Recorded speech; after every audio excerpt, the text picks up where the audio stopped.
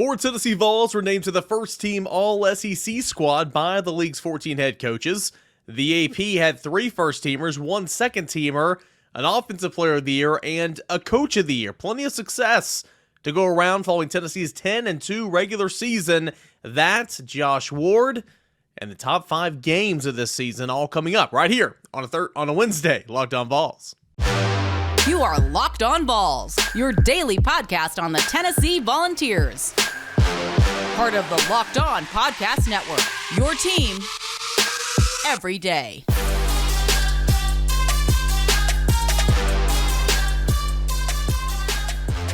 Hey everybody, welcome into a Wednesday edition of Locked On Vols. It is your team every single day, a part of the Locked On Podcast Network. This is your first listen, Locked On Vols, and I'm your host, Eric Kane. So glad to have you guys with us here today, and this episode is brought to you in part by LinkedIn. LinkedIn Jobs lets you find the candidates you want to talk to faster. You can post your job for free at linkedin.com/lockedoncollege. That's linkedin.com/lockedoncollege to post your job for free. Terms and conditions do apply. So, as I said in the cold open, we got a fun show coming up here today. We're going to discuss some All-SEC recipients in Segment 1 and Segment 2, top 5 games from this past season. You know the first couple, I would imagine, but what games are going to come in there at number 5 and number 4? Plenty to choose from here from a successful season. Then we got Josh Ward to close out the show for a little Ward Wednesday action. All that and more right here on Locked On Vols. All right, guys, so for Tennessee and the All-SEC teams, quite frankly, there should have been a whole lot more. The AP came out on Monday with SEC Coach of the Year Josh Heupel, SEC Offensive Player of the Year Hendon Hooker, and 3 first-teamers. That'd be quarterback Hendon Hooker, wide receiver Jalin Hyatt, offensive tackle Darnell Wright, and a second-teamer and defensive lineman Byron Young. The coaches' teams came out on Tuesday afternoon with those 4 guys all on the first team. Quarterback Hendon Hooker, wide receiver Jalin Hyatt, offensive tackle Darnell Wright, and defensive lineman Byron Young. So the only caveat there was Byron Young was a second-teamer All-SEC guy, defensive lineman by the Associated Press, whereas the coaches in the league voted him to the first team following this season. The individual awards such as Player of the Year, Defensive Player of the Year, Freshman of the Year, Coach of the Year, all that and stuff, that's going to come out later in the week from the coaches. So the coaches kind of staggers it a little bit, where the AP does it with no notice, no embargo to media to get ready for it. They do it all at one time, and that happened on Monday. So a pretty good haul, right? I mean, we expected plenty of praise to be given to Hendon Hooker. I mean, he should have been a Heisman finalist. We discussed that on yesterday's show. Shout out to all the Georgia fans for diving into the comments and misspelling words and having improper grammar. That was fun on a Tuesday morning to go there and look at the comments when I got up. But anyway, Hendon Hooker should have been a Heisman Trophy finalist. There's no ifs, ands, buts about it because, again, I continue to say Stetson Bennett was there, and there's no reason for that. But you knew Hendon Hooker was going to be, well represented on these teams and all that. He's an All-American here. He'll probably be a consensus All-American when it's all said and done. He was a Region Player of the Year here, all that type of stuff. He had a phenomenal season. Knew Jalin Hyatt would be on pretty much every single, award listing out there. He was a consensus pick for the first team by the league's coaches. Only a few of those. But Jalin Hyatt definitely deserves that. I mean, he was absolutely everywhere this year. And you knew Darnell Wright, because again, I've explained this, over the past couple of weeks or past couple of months, I guess. When a team is super successful offensively, when you have, a 1,000-yard rusher at tailback, or a first-team All-SEC quarterback, or you're the country's number 1 offense in total yards and scoring, which Tennessee is on all of those, right? You kind of push one of your offensive linemen to get big-time awards. I mean, Darnell Wright is Tennessee's best offensive lineman, don't get me wrong, but you kind of pick one of your guys and you push them to get all these awards. So he'll be up for the individual, likely for the individual offensive lineman award. He'll get some All-American love, I would imagine, that being Darnell Wright. I will say this, this is for the AP and the coaches, for an offense that led the nation in scoring, for an offense that led the nation in total yards, there was no other offensive lineman for Tennessee that got any love, not even on the second team. I mean, these are good players. Offensive line, this is the coaches team here. You got Darnell Wright, you got Warren McClendon of Georgia. Those are 2 of your tackles, Asirius Torrance and Emil Eckler Jr., those are your guards, and Ricky Stromberg of Arkansas is your center. That's the first team. You go look at the second team, and you've got Nick Broker of Ole Miss, Javion Cohen of Alabama, Tyler Skeen, he's the tackle of Alabama, Javon Gwynn of South Carolina, and Will Campbell of LSU. I mean, how hard is it to mention Cooper Mays in that group? Now, that might be a little bit more difficult because he plays the center position, but how hard is it to mention a Jerome Carvin in that group? I mean, it takes two to tango, it takes five to play offensive line, and what Tennessee did this season was so successful that I get Darnell Wright, but there should be some more love there on the All-SEC teams from these Tennessee offensive linemen.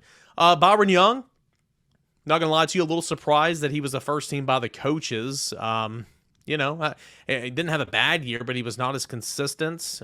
He was not nearly, from a production standpoint, where I thought he would be coming into this season. But again, didn't have a bad year, but congrats to him. You look at the rest of this, I've just got the coaches right here in front of me. Hendon Hooker's the quarterback. Quinshon Judkins as the running back from Ole Miss, well-deserved. Devon Achane, or whatever his name is, from A&M, well-deserved at running back. Hyatt, Antoine Wells of South Carolina. Remember the guy that was all over the place against Tennessee? Those are your two first-team wide receivers. Tight end, Brock Bowers, of course. Who else?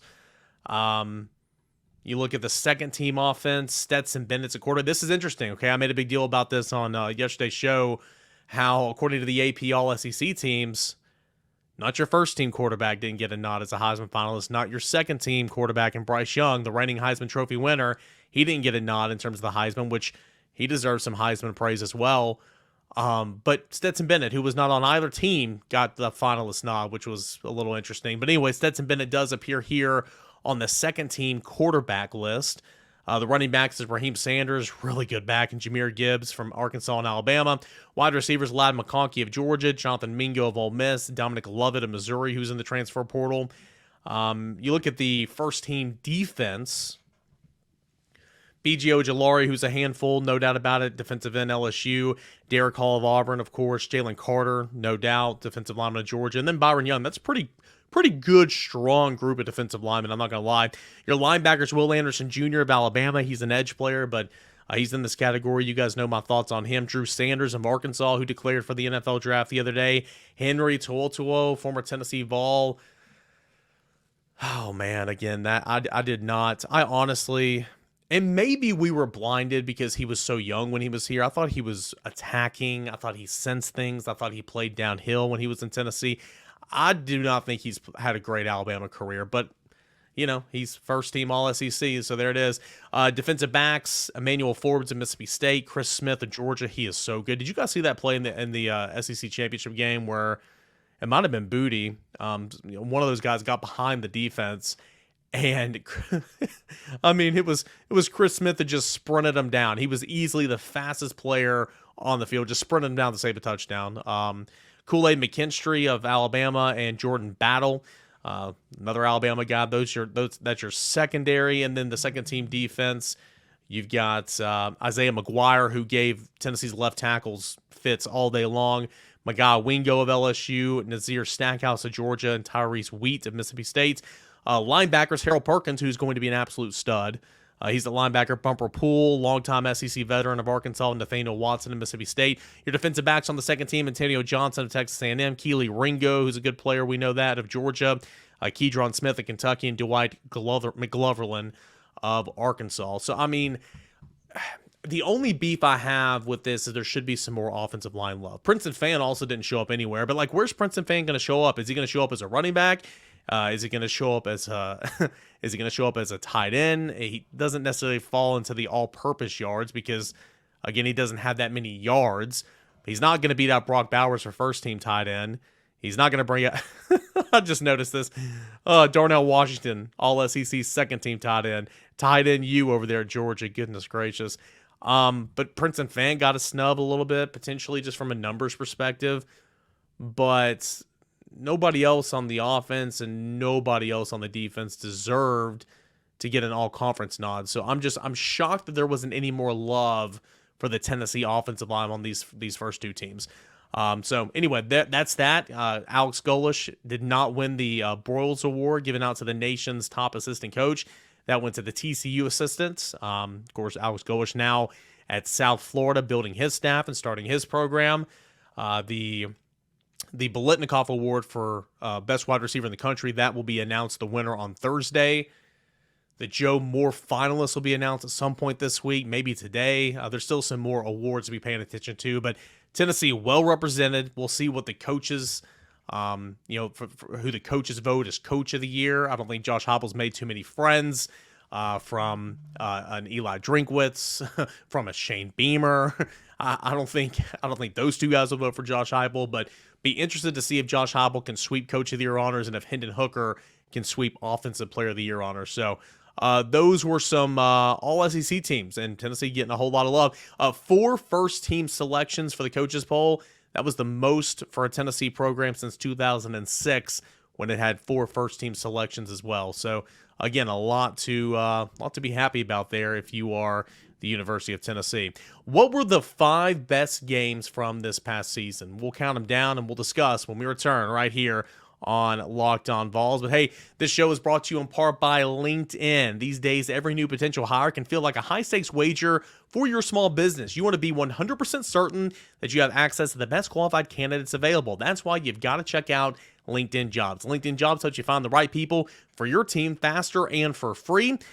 Post your job, use the purple hashtag hiring frame to your LinkedIn profile to spread the word that you are hiring. Simple tools like screening questions make it easy to focus on candidates that have just the right skills and experience so you can quickly prioritize them and eventually hire them if you want. It's why small businesses rank LinkedIn Jobs #1 in delivering quality hires versus the leading competitors. LinkedIn Jobs lets you find qualified candidates you want to talk to faster and for free. Post your job for free at linkedin.com/lockedoncollege. That's linkedin.com/lockedoncollege to post your job for free. Terms and conditions do apply.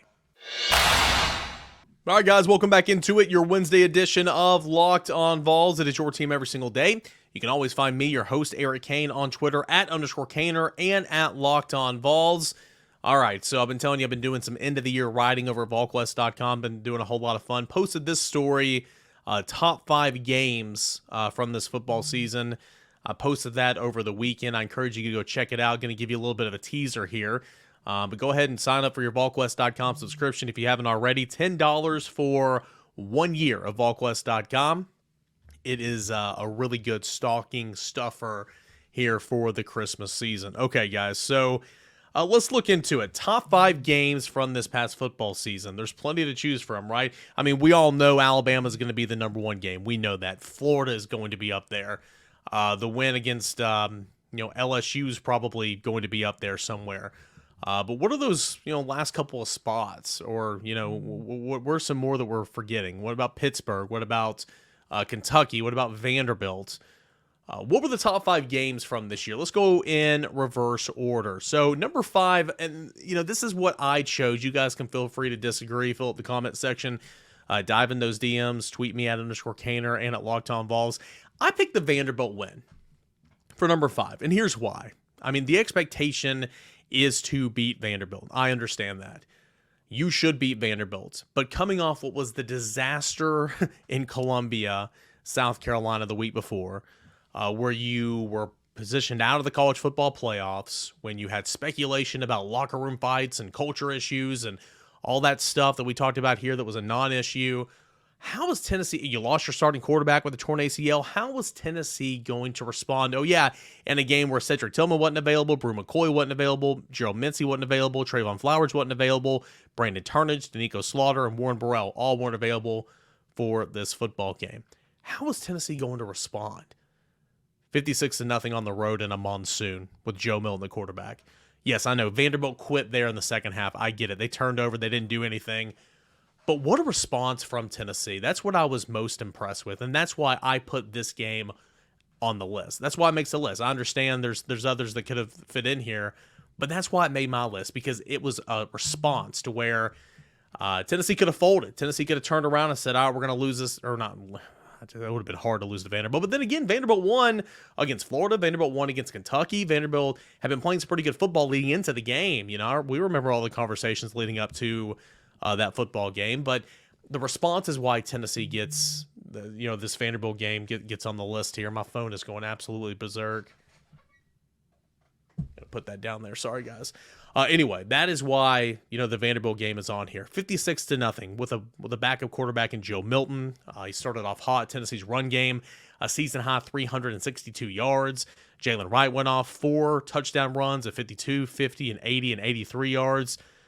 You had a punt return for a touchdown. Tennessee had it all in this football game and pitched the shutout. What a response by Tennessee. 56-0 over Vanderbilt. That's why it came in number 5 on my list. Number 4. Is it Kentucky? Is it Pittsburgh? Is it LSU? It is the Pittsburgh game. It's the Pittsburgh game, and here's why. What happens if Tennessee does not win this football game? Tennessee was not good offensively. It was not, if you remember, Tennessee wasn't good offensively. Tennessee could not run the football whatsoever against that Pittsburgh defense and Pat Narduzzi. Tennessee was trailing by 10 points twice in the first half. Tennessee needed overtime. Tennessee had a touchdown call back in overtime, but still found a way to pull it out. Tennessee went to Cedric Tillman 18 times in this football game. Jalen Hyatt 13 times in this football game. In contrast, Brew McCoy had 4 targets all game long. What if Tennessee didn't win this game? Would they still have found a way to win 10 games? Maybe. Would they have turned around and beat Florida 2 weeks later? I don't know. Maybe.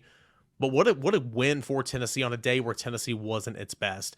Defensively, really buckled down, in my opinion, after the 76-yard touchdown run from Israel Abanikanda. Gavin Bartholomew went 57 yards down the sideline where he hurdled Trayvon Flowers. Tennessee responded after some early defensive struggles. Trayvon Flowers rebounded with an acrobatic, great interception in the back of the end zone. He later had the third down sack to make it 4th and goal from the 23-yard line, a do-or-die situation at the end of the game. Of course, he muffed the punt, too. It was a roller coaster type game for Trayvon Flowers. But Tennessee's defense was aggressive. They knocked out Keaton Slovis in this game. They beat up on the backup a little bit as well. Tennessee found a way to win on the road on a day where it wasn't great, and Tennessee started the season off 2-0. The Pittsburgh overtime win in the Steel City comes in at number 4 on my list. Number 3, it was a beatdown on the Bayou.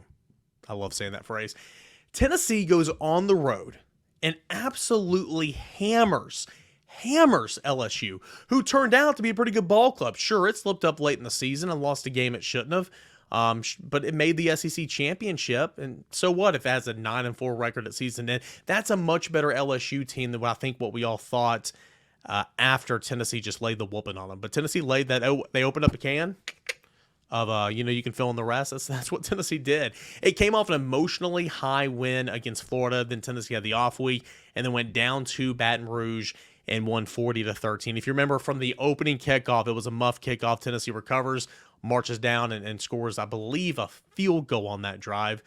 Nonetheless, Jabari Small had a really good day. He ran for $130 and 2 scores. Hyatt scored twice. Chase McGrath, I believe, was SEC Special Teams Player of the Week.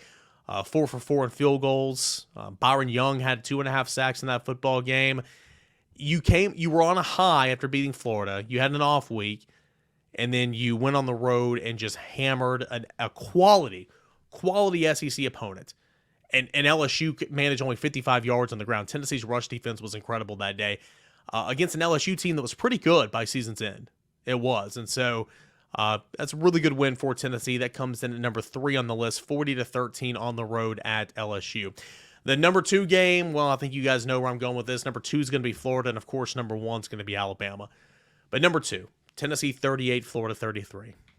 Tennessee had lost 16 of the last 17 matchups against Florida. Tennessee won against Florida back in 2016. That was the last time Tennessee had knocked off Florida. Many times in this series, Tennessee has been the better team and have found ways to give it away. You thought for a second that is exactly what Tennessee was going to do on September the 24th of this past football season. Tennessee went up big, led by, 38-21 with a couple minutes left in the fourth quarter, and then allowed Florida to come back.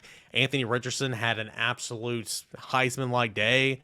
He accounted for over 500 yards of total offense. So did Hendon Hooker, mind you. Hendon Hooker had, 3? Let's see here. I've got it written down somewhere. Hendon Hooker had I don't have it here. I'm sorry, guys.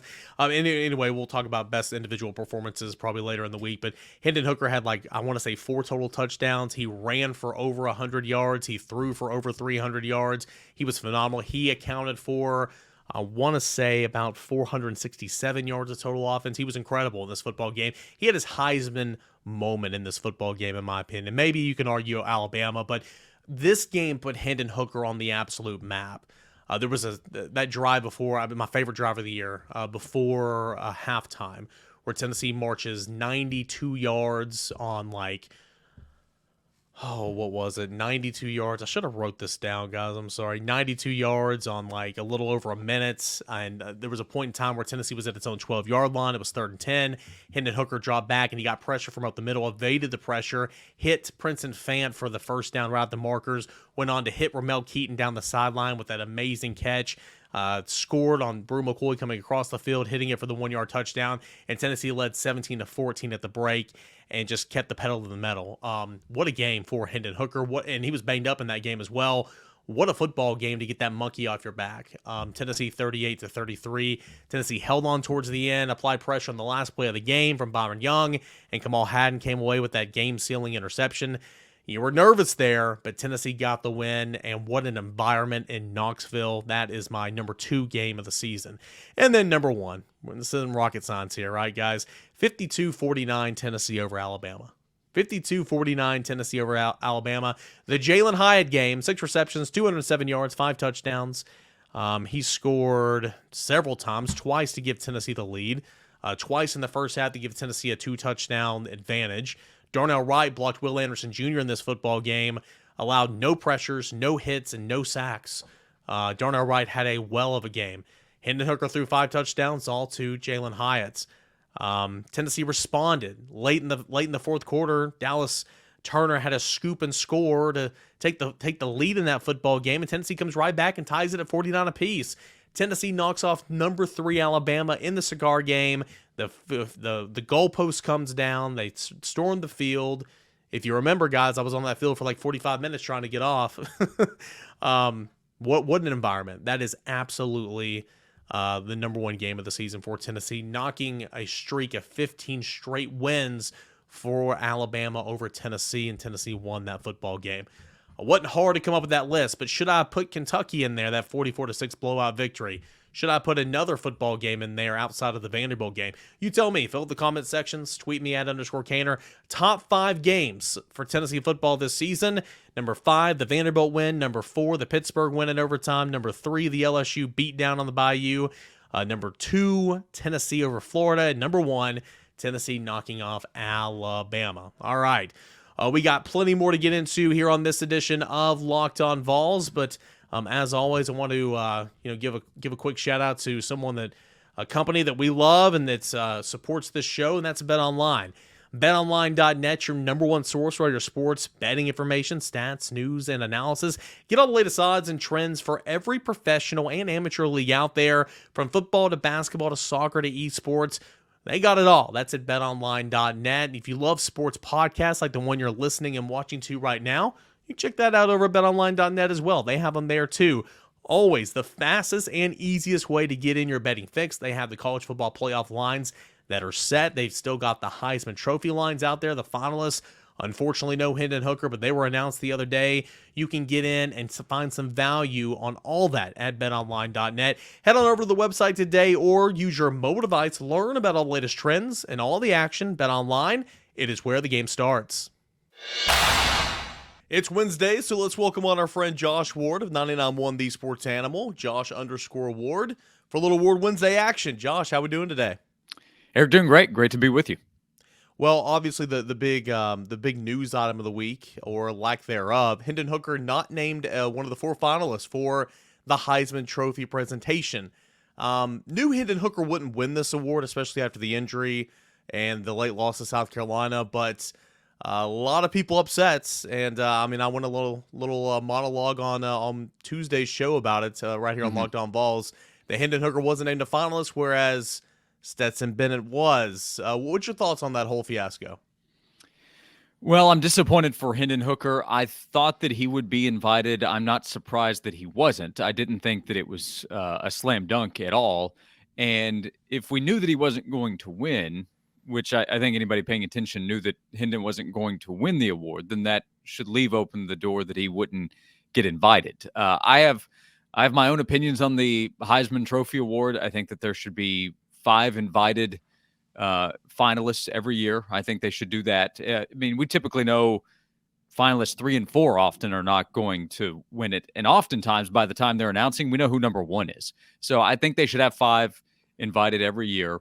I also hate what the award has become, where it's a quarterback award for the most part among title contenders. And if a team loses, even if it's a great team, then the player who is a candidate is knocked no matter how he performs. It's absurd. So Hendon obviously was also knocked because he was injured, which is unfair to him, but not being able to play in the final week, and he's essentially just removed from the conversation. And that's a lot of what this award is. But it's a quarterback award on mostly national title contending teams. So Hendon was eliminated when Tennessee lost to South Carolina. Bryce Young was eliminated when Alabama lost to LSU. Bijan Robinson was eliminated for playing the position he plays. That's who I actually think should be the winner.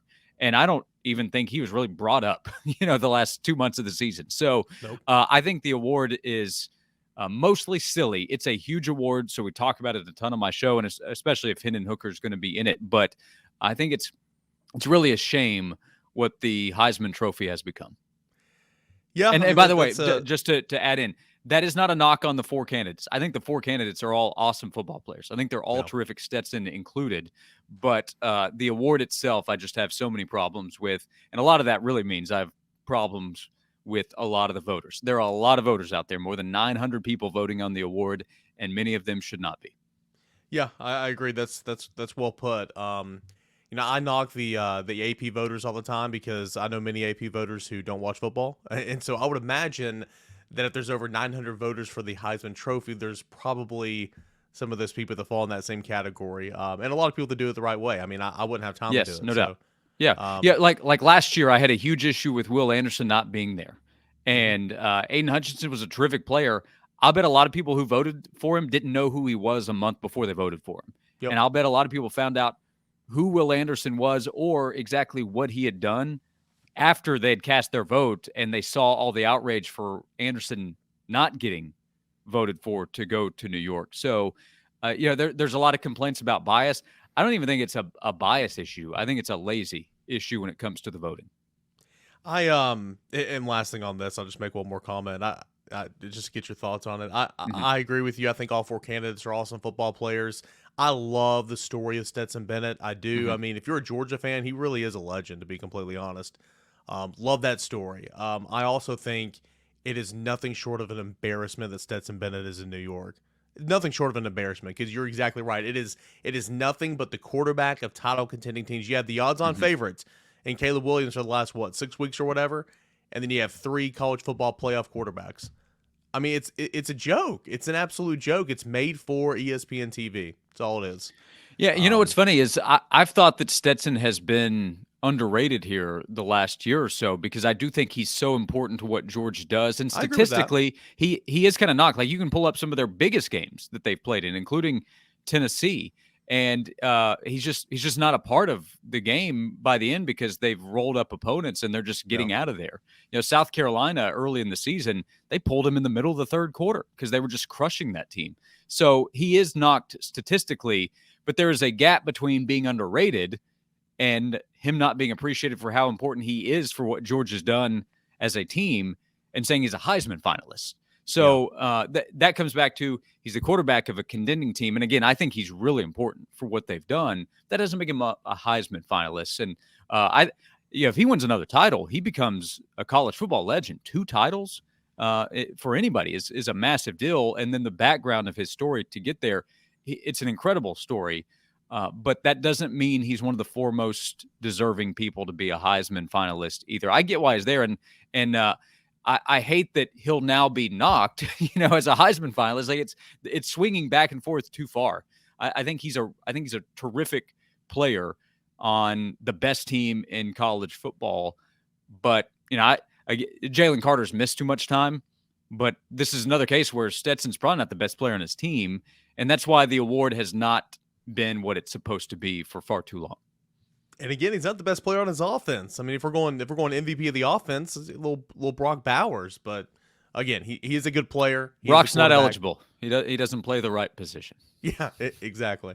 Yeah. All right, so speaking of the best team in the country, Georgia's number 1, Michigan's 2, TCU is 3, which just cracks me up that Ohio State is 4. And when Book Carrington, or the chairman of the College Football Playoff Board, whatever his name is, when asked about it, he just kind of deflected and said, "Oh no, that wasn't really brought up to put Ohio State 4." Yeah, okay, trying to avoid a rematch. But Georgia gets Ohio State in the semifinal, which is just hilarious to me, where Michigan will, all intents and purposes, I don't want to say skip to the national title game because that's disrespectful, but it's got an easier road. That's the college football playoff field. Tennessee, Clemson in the Orange Bowl. What do you like about Tennessee's bowl matchup? Well, I love the storyline of the matchup. Obviously, you have the orange versus orange in the orange, which has been played up and will be for the Orange next helmets? few weeks. Winner gets to keep them, although Tennessee fans, I think, are good with giving them up. So I think you'll see orange helmets versus white helmets in this one. I can say at least maybe smoky gray or black could be on the table. Orange is the last one that'll be on the table for Tennessee. But I like the storyline of it with Dabo's comments a few weeks ago. As harmless as I actually think they were regarding Tennessee, it was, I think, more of a motivational message to his team, which they didn't necessarily back up. But Tennessee versus Clemson on the recruiting trail has had a lot of battles and will continue to moving forward. And you're not too far from each other, Knoxville and Clemson. So much there. It's a test for Joe Milton, really good test ahead of next year. It also could lead the storyline into the offseason, depending on how he performs at that position for Tennessee in the bowl game. And we'll see opt-out information, all that. So this is not this is not all of your best versus all of your best. I recognize that. But in terms of bowl games and looking for matchups and storylines, this is as good as it gets, I think, outside of the playoffs. So I'm excited to see what Tennessee's offense is able to do. Some other guys that will have opportunities to try to build on going into the offseason. And Tennessee fans have wanted a piece of Clemson, I think, and they get it here in this bowl game. And last but not least, man, it's been a busy week. Alex Golesh, Tennessee's offensive coordinator, tight ends coach, heading to be the head coach at USF, South Florida. How big of a loss is this for Tennessee's program? So my thought has been two different conversations that both can be true at the same time. Number one, Alex Golesh is a big loss. He is a very well-respected coach. He was important with what Tennessee was doing offensively and what Josh Heupel had continued to build over the last few years from UCF to Knoxville and now Alex Golesh moving on. So he's a really important coach to replace, and there will be some adjustments to have to make with Golesh leaving. That being said, Tennessee's offense, I think, will be fine with Josh Heupel continuing to lead the way, and they'll go hire a good offensive assistant. And I think there are a number of ways they can do this, but they have to replace Golesh as a tight ends coach. So that's probably your first objective here. And then you can promote. Titles can be one thing, roles can be another. But Tennessee is an attractive spot because of the success they've been able to have. Working for Josh Heupel, I think, is something that a lot of coaches out there like the idea of, and now you can make a lot of money doing so. Coaching in the SEC, I think finding somebody to help recruiting can be a part of this conversation too. So it's a big spot to fill, but I think Josh Heupel is a coach that you can trust to find the right kind of candidate, and he'll have a number of connections to go make the right kind of hire. So it can be a big loss, but it can also be just fine for Tennessee moving forward to have to replace Alex Golesh. He is at Josh_Ward on Twitter, the co-host of Josh and Swain with VFL Jason Swain on 99.1 The Sports Animal, noon to 3 every weekday. Josh, appreciate it, man. Thanks so much. You got it. Thank you. Again, as always, thank you to Josh Ward. And hey, that's going to do it for this edition of Locked On Vols, your Wednesday show. Got plenty more coming up for Thursday and Friday. Tennessee Hoots back in action. And, of course, we'll continue to recap what was Tennessee's 10-2 regular season here before Tennessee gets ready for Orange Bowl play. So a lot to get into the rest of the week as well. Thank you so much for making Locked On Vols your first listen each and every day. Make Locked On Sports Today, your second listen, the biggest stories of the day, take of the day, plus game recaps from the day before, all that and more. That is Locked On Sports Today. Guys, same place, same time. We'll do it again tomorrow. This is Locked On Vols.